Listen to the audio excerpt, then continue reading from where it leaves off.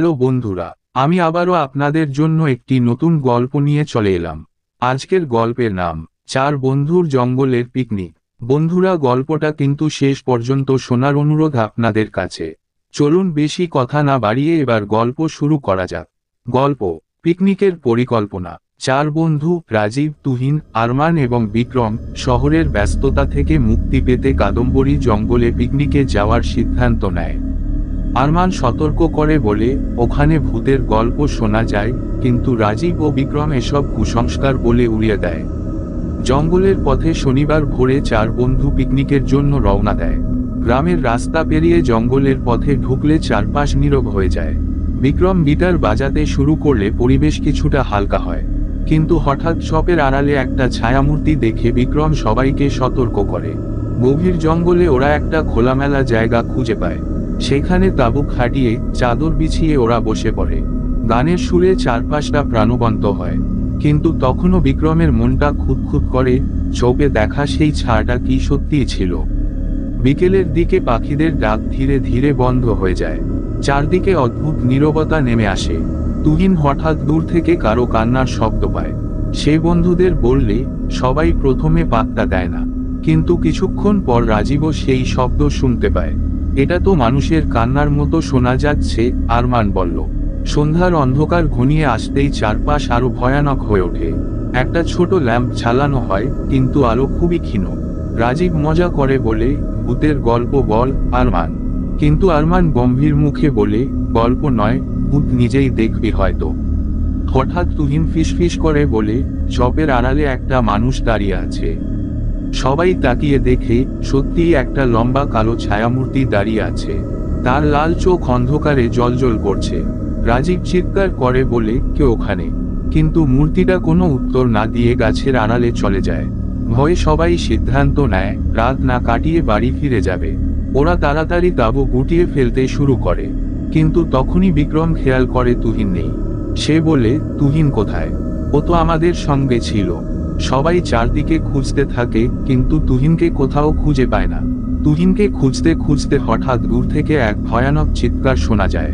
রাজীব আতঙ্কিত হয়ে বলে, ওটা তুহিনের গলা। সবাই ছুটে যায় চিৎকারের উৎসের দিকে। সেখানে গিয়ে দেখে তুহিন একটা গাছের নিচে অচেতন অবস্থায় পড়ে আছে। তার মুখ দিয়ে ফেনা বের হচ্ছে। তুহিনকে তুলে ধরতে গিয়ে আরমান বলে, ওকে এখান থেকে নিয়ে চল। ঠিক তখনই তারা শুনতে পায় গা কাঁপানো এক গম্ভীর গলা, এখন তোরা কেউ পালাতে পারবি না। সেই ভয়ানক লাল চোখওয়ালা ছায়ামূর্তিটা ঠিক ওদের পিছনে দাঁড়িয়ে। ওরা পেছনে ফিরে তাকিয়ে দেখে ছায়ামূর্তির লাল চোখ আগের চেয়েও বেশি ভয়ানক। রাজীব চিৎকার করে বলে, দৌড়া, এখান থেকে বেরিয়ে চল। সবাই চারদিকে ছুটতে শুরু করে। তুহিনকে ফেলে রেখে ওরা পালাতে চায়, কিন্তু যে পথ দিয়ে এসেছিল সে পথ যেন হঠাৎ করেই অদৃশ্য হয়ে গেছে। ওরা বুঝতে পারে জঙ্গলের পথ হারিয়ে ফেলেছে। একবার বাদিকে একবার ডান দিকে ঘুরে ঘুরে একই জায়গায় ফিরে আসে। বিক্রম চিৎকার করে বলে, আমরা ঘুরপাক খাচ্ছি, এভাবে আমরা বের হতে পারবো না। এবার আর কেবল ছায়ামূর্তি নয়, চারপাশে লাল জ্বলজ্বলে চোখগুলো একটার পর একটা জ্বলতে থাকে। মনে হয় গাছের ডালপালা থেকে হাজারো চোখ ওদের দেখছে। আতঙ্কে রাজীব কাঁদতে শুরু করে, আমাদের বাঁচাও, কেউ বাঁচাও। পালানোর সময় আরমান হঠাৎ চিৎকার করে ওঠে, আমার পা, কেউ আমার পা ধরে টানছে।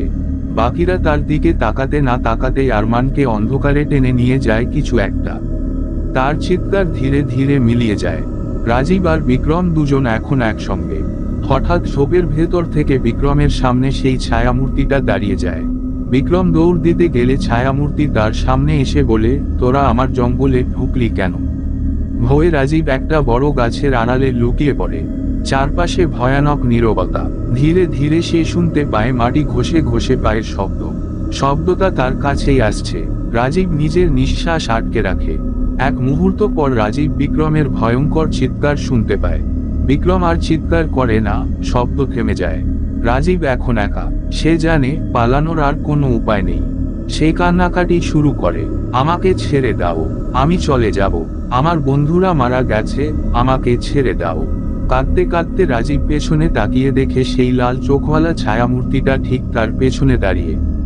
সে ফিসফিস করে বলে, তোর বন্ধুদের আমি নিয়ে গেছি, এবার তোকেও নেব। পরের দিন সকাল, স্থানীয় কয়েকজন কাঠুরে কাদম্বরী জঙ্গলে ঢুকে একটা ফাঁকা জায়গায় তাঁবু আর খাবার ছড়ানো ছিটানো অবস্থায় দেখতে পায়।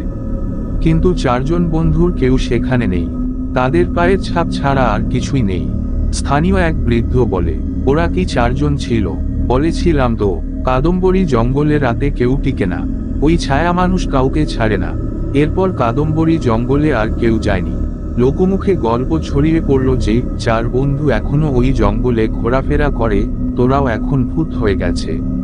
কেউ শুনতে পায়, কেউ দেখে, কিন্তু কেউ ওদের আর ফেরাতে পারে না।